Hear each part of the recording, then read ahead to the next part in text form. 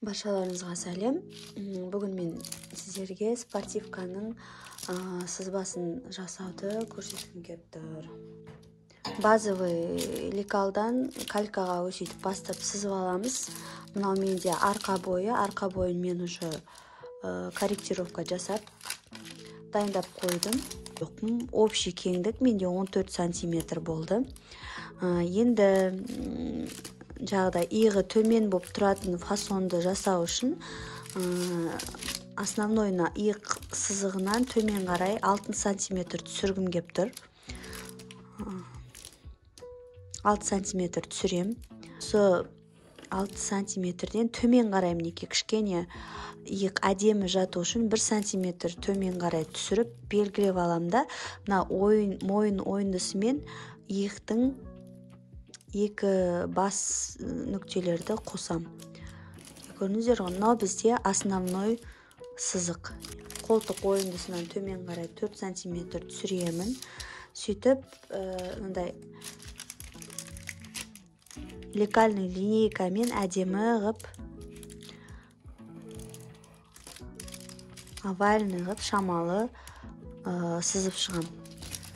Шілей түзу болып көтсе, қатты түзу болса, кішкене денеде қонып, дұрыс отырмайды денеде. Енді мойнынан алам мен 2 сантиметр мойын ойындысынан, 2 сантиметр иық жақтағы мойын ойындысынан алып, мына жаққа қарай 1 сантиметр түзу жүргізем да, қалғанын былай қосам.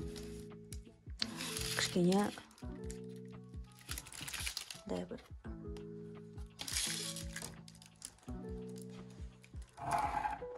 Енді бұл орайда қыздар қараңыздар. Мынау арқасындағы мойын ойындысынан мен тоже иық жағынан 2 сантиметр алып тастадым. Сіздер мына жақтан арқадан қанша аласыздар, алдынан да сондай алу керексіздер. Ол міндетті түрде. Енді бізде алдыңғы бой дайын болды. Енді бұны әдемі ғып қиып аламыз. Беретін болады. Енді мынау қол сызбасы. Қол сызбасынан енді қараңыздар қыздар. Бастапқы нүктеден біз жаңа иық пен қолдың ортасынан 6 сантиметр қостық қой. Енді осы өлшемді, мінеке мына 6 сантиметр өлшемді мына нүктеден төмен қарай белгілеп аламыз.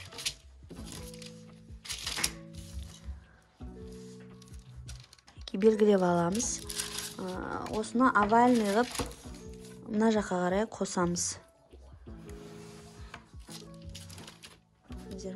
Мына жерде уже аса маңызы жоқ, бірақ нелермен келу керек.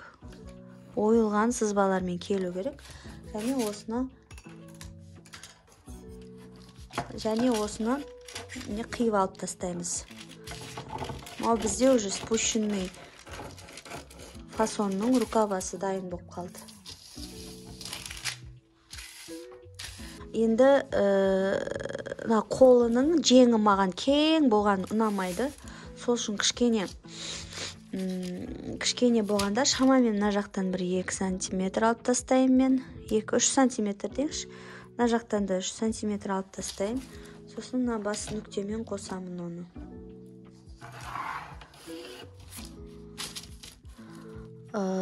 Және сәл-сәл кең болу үшін 1 сантиметр. Манжет бар ғой бізде. Мен манжеттен, кашкарседен манжет жасайым. Және кеше байқағаным, манжеттің неғұрлым қалың болған сайын киімде әдем отырады екен. Сол үшін мен манжетті 4 сантиметр қылам да, мінеке. Мына ортаңғы нүктеден, мына нүктеден былай қарай 4 сантиметр өлшеп аламын. Және осыны қиып алып тастаймын. Мінеке. Бұл енді қазір мен ары қарай түсіндірем, тігу барысында. Мынаны қиып алып тастаймыз, қыздар.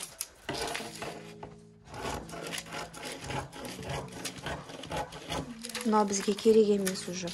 Мына жағын қиып аламыз, мінеке.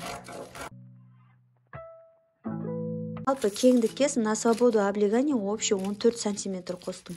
Қалауларыңыз бойынша 14-тен 20-ға дейін қоса беруге болады, бірақ 20 сантиметрді мен қосып көрген кезде қатты кең болып кетті, маған ұнаған жоқ. Ең дұрыс стандартный кеңдік ол 16-18 сантиметр. Одан ары қарай асырудың қажет жоқ. Самый минимальный обхват облегания на свободу облегания 14 сантиметр екен, одан кішірек уже жағдай дұрыс болмай қалады екен. Енді ары қарай бұны бізде алды, арты және қол ойындысы. Қолы. Рукавада байқап отырсаңыздар уже спинка, полочка деген разница жоқ, екі жақ бірдей болып кете береді. Көрдіңіздер ғой? Олай болса матаға жұмыс істеуге кеттік.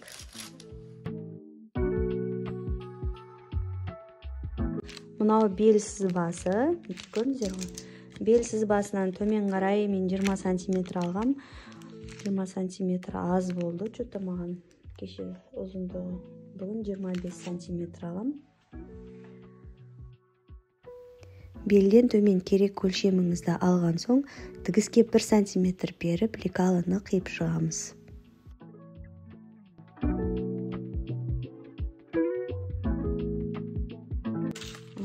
Менде мынау артқы бой дайын болды. Енді алдыңғы бойды пішіп аламыз.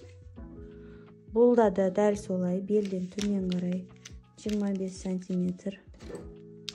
Грузиктерді қойып.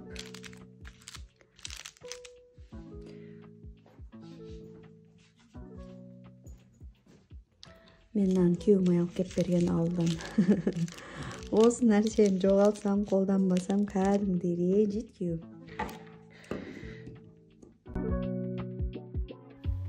Артқы бойды пішкен секілді алдыңғы бой мен жеңді 1 сантиметр тігіске беріп, пішіп дайындап аламыз.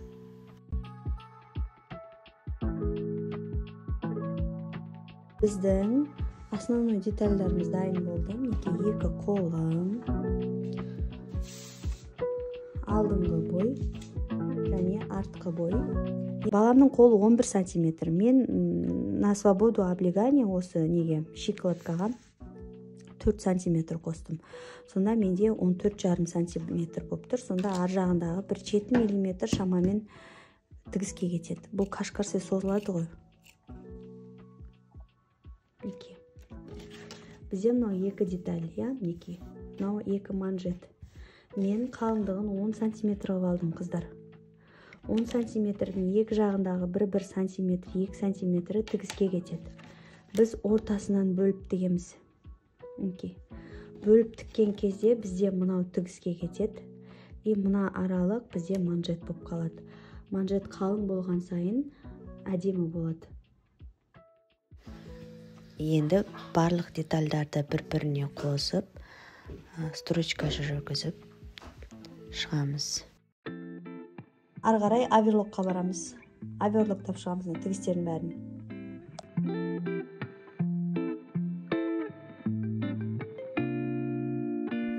Оверлоктап болған соң барлық тігісін жатқызып, әдемілеп үтіктейміз. Мынау қолды, енді қолға манжет тігеміз, қыздар. Мынау кашкарсені теріс қарай айналдырып, мынау оң жағы өзі байқалады. Көрдіңіздер ме? Мынау оң жағы. Мынау изнанкасы. Енді оң жағын ішке қаратамыз. Бір-біріне әкеліп, мына жерде строчка жүргізіп шығамыз.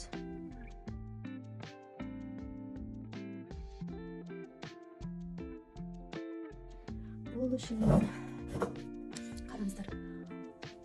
Мынау біздің манжет. Мынау ине қадалған жер. Осыны.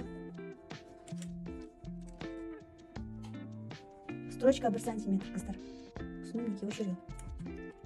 Инені басып белгілеп аламыз, инені алып тастаймыз. Енді қалған мына жағын дәл ортасынан алып, былай тартқан кезде өзі бір равномерно түсу керек. Осы бойынша тігіп шығамыз, тартып.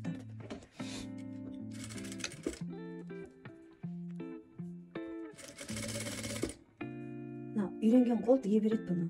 Егер бұлай тартып түзу шығара алмаймын ау десеңіздер, бірінші тартып көктеп шығыңыздар. Болмаса инемен қадап шығыңыздар. негізі вообще қиындығы жоқ, қиын тіге береді. Қорықпай тіге берсеңіздер болады. Болмаса стежокты үлкен қылып қойып, 4-ке 5-ке жаңағы тігістің ширинасын 4-ке 5-ке қойып тігіп қойыңыз, осылай тартып. Егер тегіс шықпаса, онда сөгіп тастайсыздар да қайтадан тігесіздер. Жіптерін алып тастайсыздар. Сонда неге қараңыздар. Біз қазір мына менің манжетім, мынаны оверлоктаймыз, үтіктеп аламыз, сосын аударған кезде бізде мындай болып шығады. Көрдіңіздер ме, қандай әдемі, аккуратно. Шов пен шов не үшін келсін дедім, потому что мына жерде стык болса, тоже әдемі шығады. Мына біз енді мен былай аударып қоя салайын, потому что қазір оверлоктауымыз керек. Дайындап. И екінші жең. Қайтадан неге енемен қосқан жер көрініп тұр, иә? Енді осыны машинкаға апарамыз, осы точканы тартып тіге береміз. Тартқанда тек манжетті ғана тартамыз, қыздар. Ана жеңнің матасын тартып, не істеудің қажеті жоқ. Манжетті ішкі неге апарамыз. Кашкасені.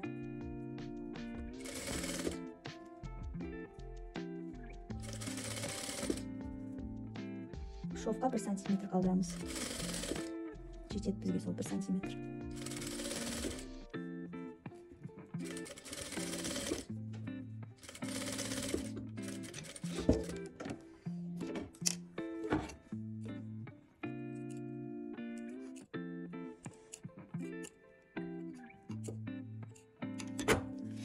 Енді қыздар, мен аны оверлоктауға кеттім. Екі біз манжетіміз дайын. Мен аны енді басын оверлоктап, үтіктеп қайта алып келем. Так, қыздар, менде екі жеңін қолын дайындап қойдым. Екі әдемі манжетімен күшті болып шықты. Енді бағана мойын ойнысын өлшегенде мен ұмытып қалдым. Қазір сіздер үшін сол өлшегім келіп тұр. Негізі мен уже кашкарсені дайындап қойдым. Кашкарсенің ұзындығы менде 28 сантиметр. Мынау ортасы деп алғанда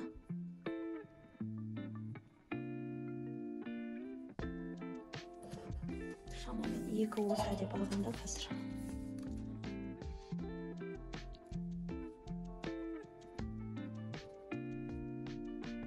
8 жарым.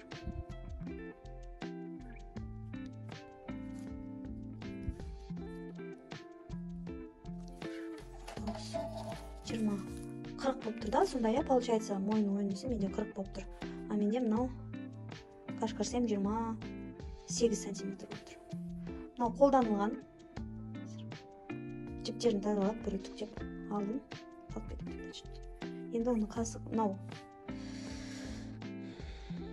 жаңағыдай ана манжетті қосқандағыдай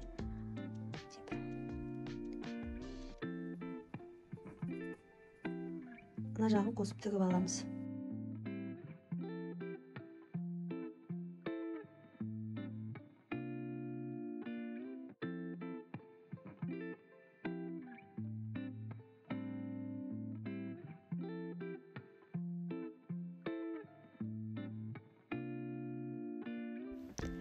Ортақ нүктелерін тауып, бір-бірімен инемен байланыстырып, айналдыра кашкарсені мойын ойындысына тартқылап, аккуратно тігіс жүргізіп шығамыз.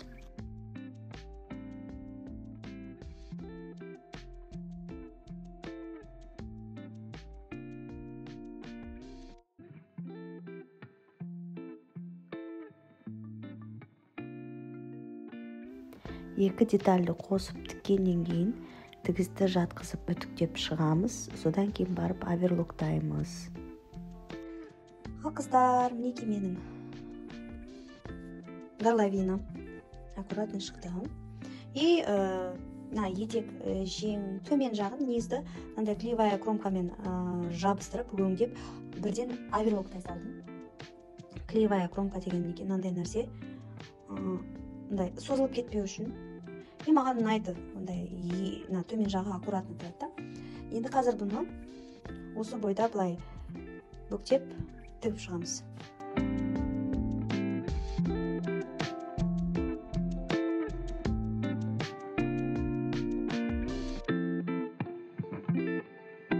Жіптерін аккуратно алып тастаймыз бірден.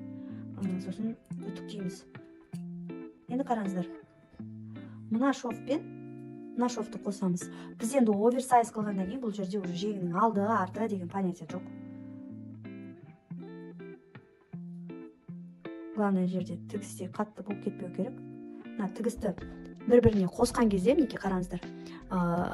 Мына қосылғаны алды қарап тұрса, мына жағында мына қосылғаны артқа қарап тұр. Сонда равномер жатады, қолтықтың астында қатты батпайтын болады. Енді мен мынаны алып теріс аударамын матамды. Сөйтем де дәл ортасынан мына иықтың тігісіне алып келемін. Дәл ортасынан.